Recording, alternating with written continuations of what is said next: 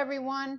Welcome back. If you're new here, I'm Packy. Thanks for joining me. This week's project may be a wee bit controversial and cause a little bit of concern. You see this window?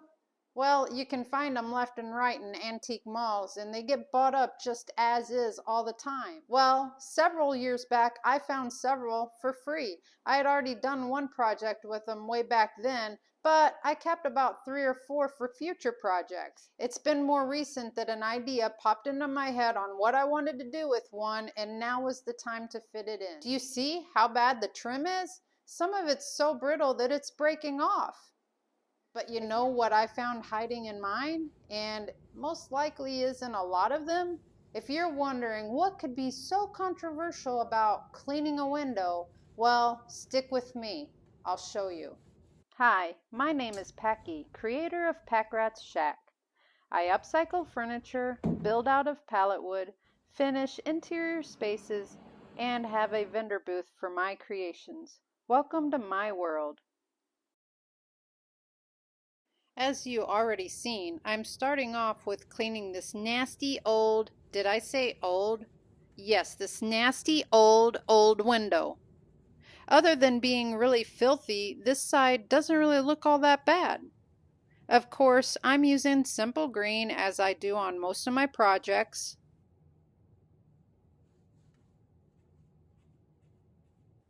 Now, this side looks bad. This had to have been the side exposed to the elements. And as I'm cleaning, pieces of the trim keep chipping away. And I'm starting to get the vibe that I'm possibly being exposed to lead right about now. So finally, the echoes in my head are strong enough that I finally get the lead testing strips out, and sure enough, lead is detected in this window. And this is where some of you are screaming, "I'm nuts!" But wait, just wait. Hang with me for a minute while I continue to work on this lead exposed window.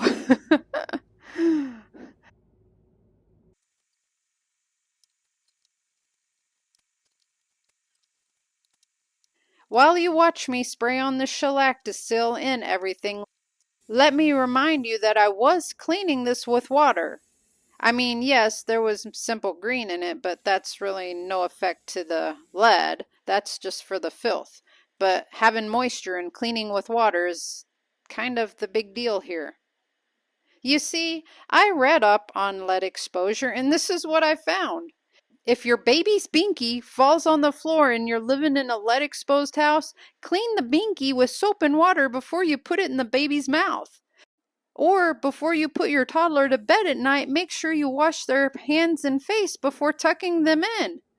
It even said if you have lead exposed materials that you want to throw away, contact your local hazmat authority or just dispose of it in your trash. So I really think I can save this piece, and it's not a huge hazmat issue.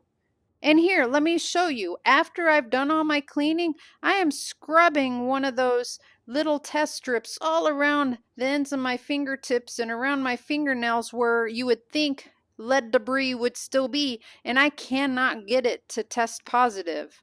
So I did not get any lead on me.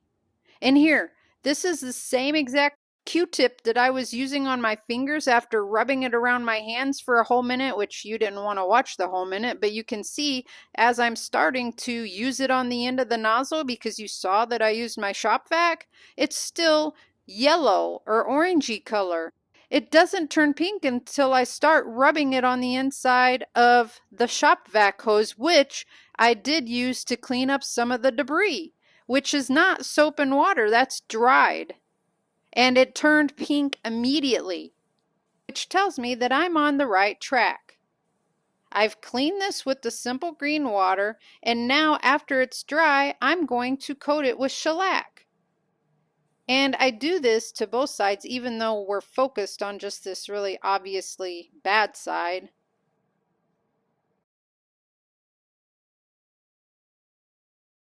It's the next day, so it's for sure dry, but you can tell it's the next day because I'm in a different sweatshirt. Anyways, I go and I test it again. I am not getting any detection of lead anymore. And and I'm not even done yet. I'm going to go one step further because as you remember, that trim was very, very brittle and the shellac is not going to keep that all together. Even though I knocked a lot of the loose pieces off, over time that was so brittle more will fall off and get knocked out. That shellac is not going to hold that into place. So I'm going to go one step further and I am going to seal all of these cracked areas in with caulk. Caulking these trim edges in will not only act as another barrier for safety concerns, but it also will smooth out some of this jaggedness from the brittle pieces. Now, it will not cover it so much that you won't be able to see the cracks and stuff that has happened with the trim, and that is part of the charm on why people like these old antique windows. So I don't want to make it look brand new. I'm just doing it enough to make it safe and secure all of that lead layer in so that it is not exposed at all anymore.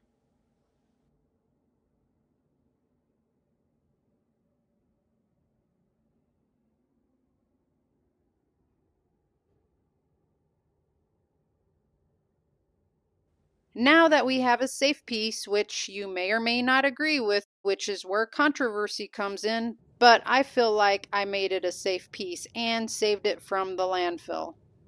I mean, what good is pieces with a little bit of lead exposure going to do if they're just sitting in the landfill and they're still able to be nicked and exposed and leak out lead? Or in some junk pile where all lead pieces are piled up. I mean, that's just a lot of lead exposure. Here is no lead exposure anymore. We've spent enough time getting the piece ready. Let's go ahead and move on with the design concept. Except for the shellac that you already saw me use and of course the caulk, I'm using all Dixie Belle products on this piece from here on out. I go ahead and I start with Daisy chalk paint and I decided I wanted some texture in with this paint, so I went ahead and added some of the sea spray to the paint to thicken it up. And then I just used a dabbing technique to get it on the piece. I'm not necessarily worried about full coverage in this one color because I know I'm going to be layering several colors on.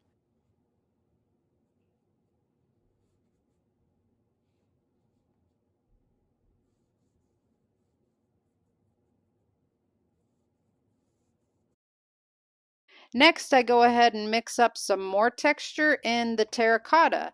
I make this a little bit thicker so I can just go ahead and scrape it on with the wood stick that I use to stir the sea spray into the paint. And this technique is just catching on certain areas in the surface and dragging and grabbing what paint it wants. And then I go back and kind of rub it in those areas.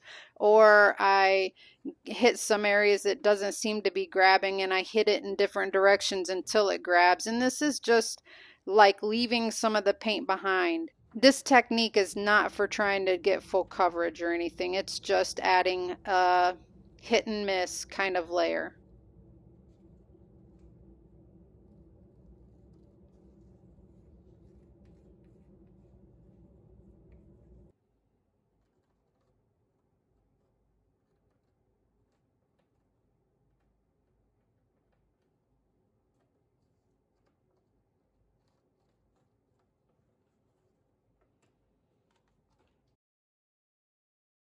Then I go ahead with Rusty Nail. And this I really make thick. I make it so thick that it doesn't even fall off of the stir stick. And I actually have to keep adding a little bit of water along the way just to keep it moving off of the brush. And this I really wanted to get it thick in some areas to add more of that texture.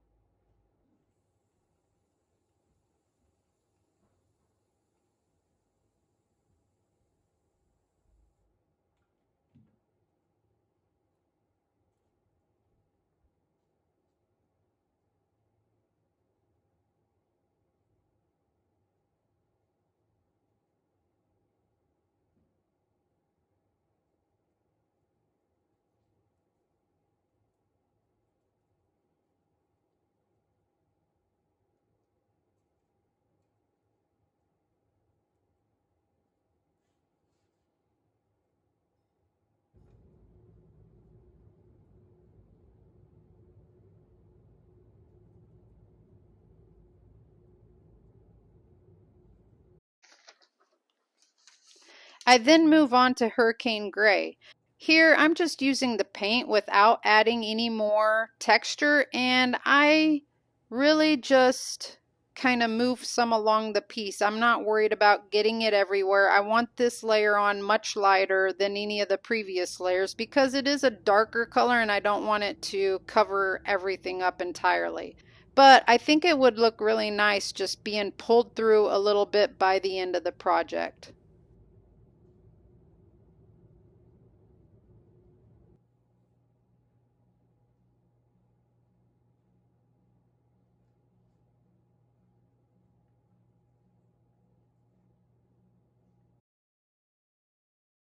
Then I do a custom blend for this tealish color, which I have 2 scoops of antebellum blue to 1.5 scoops of pure ocean. And this gives me just the right color that I was looking for that really is a good contrast to that rusty nail and terracotta.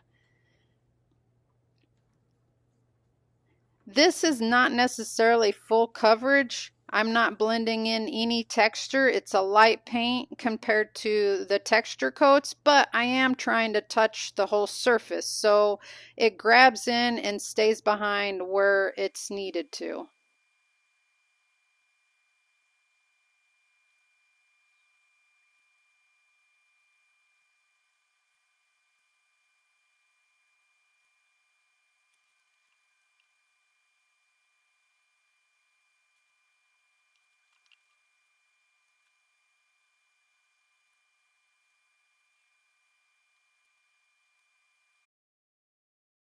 My last layer is going to be to highlight certain areas, and before I get to mixing my paints, I want to pull out the transfers that I intend to use on the piece because I know I don't want my highlights to be a stark white. So I'm wanting to get an idea of the value that I want to create that will highlight off of the transfers I'm using. I'm using my saltwater and sandcastle in a 2-to-1 ratio, which creates just the correct level of highlight that I want on this piece. This is a perfect highlight to the piece. With this mixture, I'm just basically dry brushing my highlights onto the piece where I feel they belong.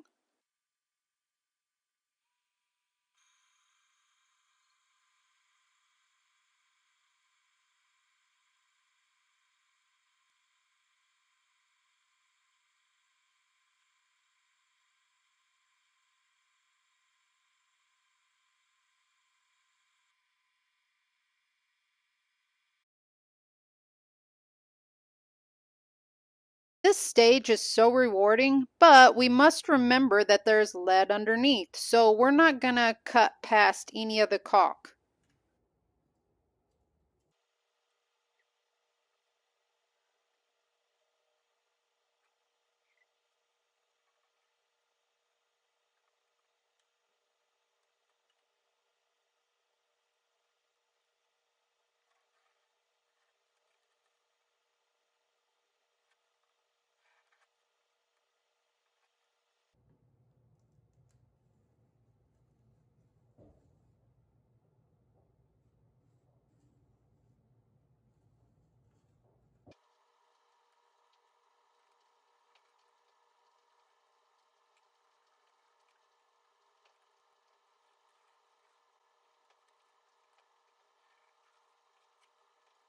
After all of this tape is removed, I do proceed with a light sanding, but don't fear. This is just to break off any bad chunks of the texture which was on the top surface and to expose some of those underneath colors.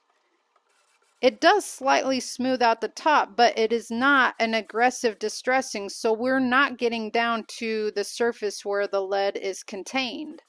After all of these layers that have been put on both front and back of this window, there is no lead exposed anymore.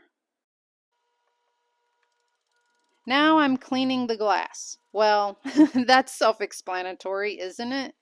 But what I want to say about this stage is what I'm using. I am using vinegar that's diluted with water.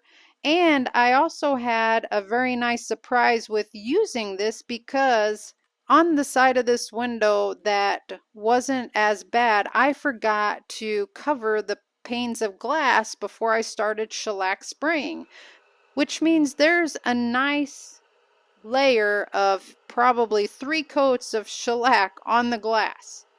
And so when I started scraping that side, it was a little bit irritating that I had done that to myself in the beginning, but by the time I was 3/4 of the way through the top pane of scraping it, all of a sudden the shellac let loose and you could just scrape along it would all come up. So you didn't have to keep scraping the same area over and over. Just one scrape and it would all come up. So the next 2 panes of window that I was cleaning just scraped off really easily. And it turned out that overspray with shellac on the window was not a huge deal at all. So that's why I want to let you guys know that this vinegar water really does take care of business and helps break things off. So if you're ever struggling with something on a window, try vinegar diluted with water.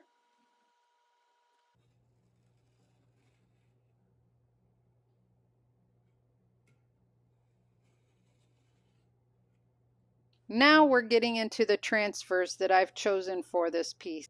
Here I want to show you mainly a mishap that I had with my transfers.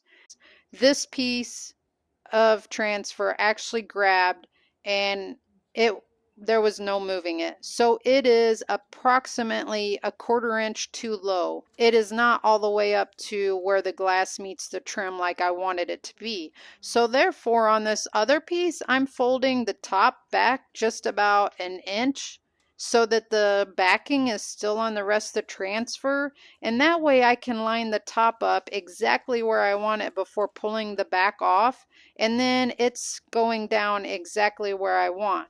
But not to fret, I have a way of fixing these transfers. Even the transfers that I have exactly where I want them, the image of the transfer didn't go as far as I wanted it to anyway, so I'm going to have to complete those lines as well. So I want to show you how you can make transfers complete or fix transfers where you may have messed them up.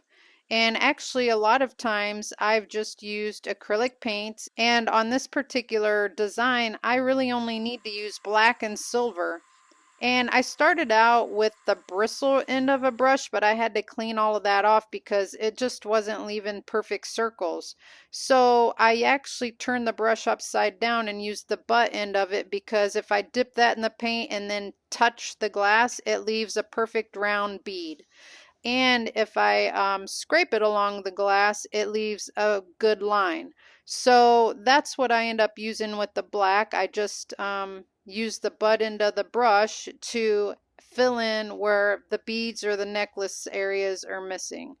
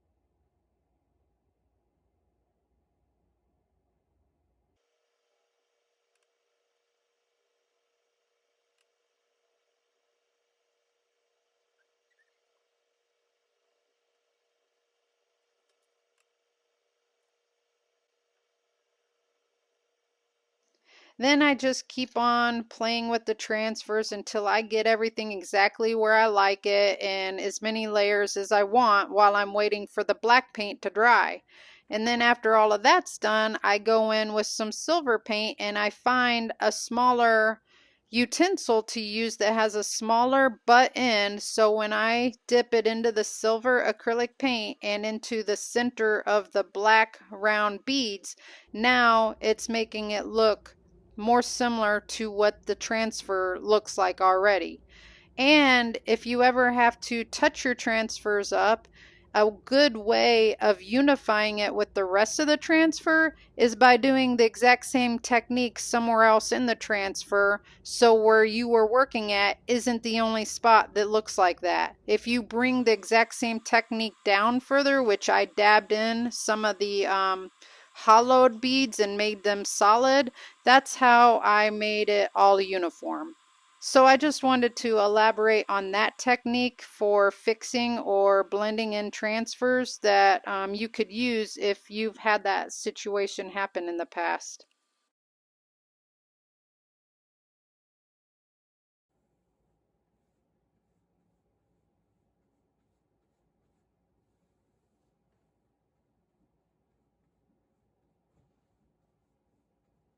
I hope you enjoyed this video and it inspired you of what you can do with some old pieces to make them safe and keep them out of the landfill. I really don't think that you should fear lead being exposed if you take care of the situation and seal it in. I actually think keeping it out of the landfills and sealing it up is actually a safer alternative than to just trying to dump everything. Enjoy the final reveal.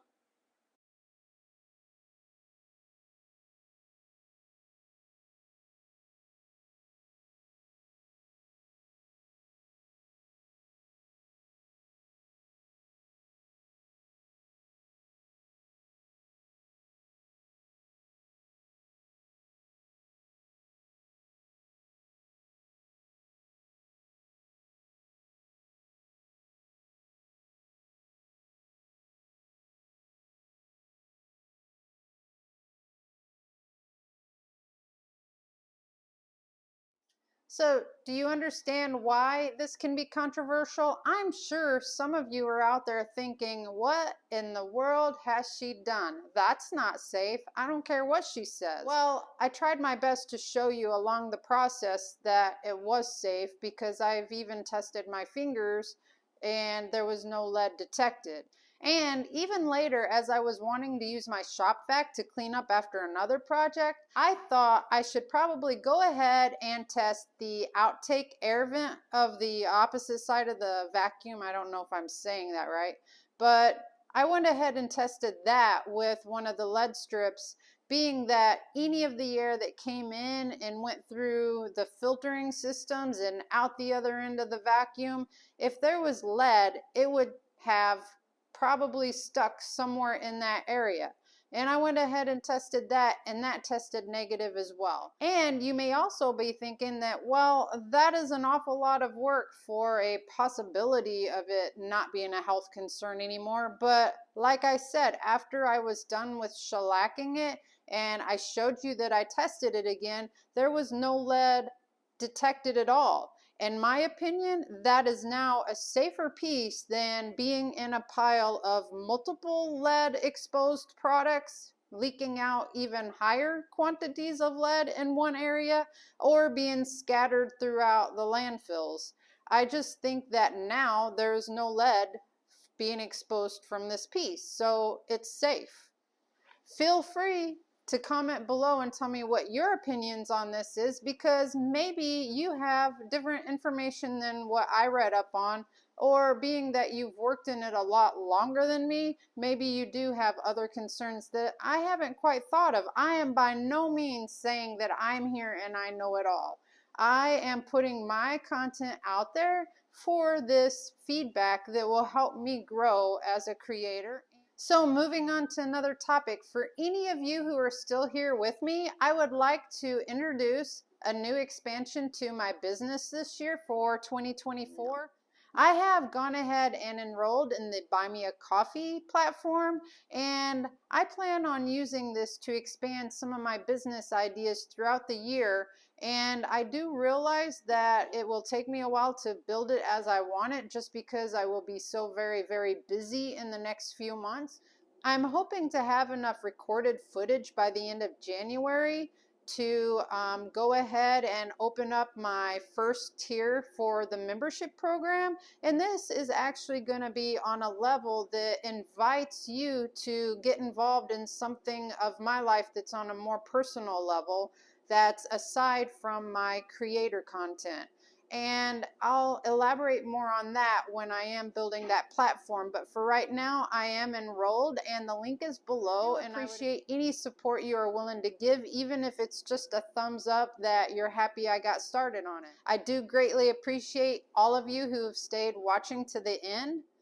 Don't forget to give me a thumbs up and subscribe if you haven't already. If you have already subscribed, remember, go ahead and share my channel with other people that you know that are interested in the same things. Thanks for watching. Until next time, stay safe out there. Okay, so this is a little added thing for any of you still hanging on after the, I'm done stuff. I'm done. Goodbye. Watch the next video coming up. I just want to kind of put this out there because it's encouraging. So we're on our way to Tennessee to take another load. And I'm driving 31 South, getting close to the Keystone Parkway area. Apparently, I cut somebody off. They came up on my right side and then slowed way down, and they were in a little white passenger car, and both man and woman were smiling and waving instead of what you expect would be flipping you off and cussing or something. But I'm like, I must have just cut them off, because why else would they be politely telling me, hey lady, you just invaded my space? And so anyways, the reason I'm bringing that up is because what's the point of having a YouTube video if you can't share some of your incidents in life? And it was so refreshing to have somebody respond in that way, knowing that you're human and you had no idea you did that. It must have been in a blind spot, just letting you know that you made an error and you should be more cautious. And I just wanted to say I greatly appreciate that refreshing attitude to correct me in my wrongdoing in that moment. I wasn't aware that I cut them off, but I put it all together as they made visual contact with me in the most polite manner that anyone could ever expect. And again, it was refreshing to be corrected in that manner. So I was just going to take this time to send out that apology and thank you to the universe, because there's no way I'm going to be able to thank those people. I have no idea who they are. But, everything's connected in the universe, and maybe a little butterfly effect can happen, and maybe some little positive energy speckles across their little life somewhere. So anyway, just thought I would share that little human error and insight with you. Ouch! Bitty boy, those are my toes you're digging into. Ah! I should have put on shoes. Ah! Stop. Subscribe. Remember to share my channel. Football. You're so funny.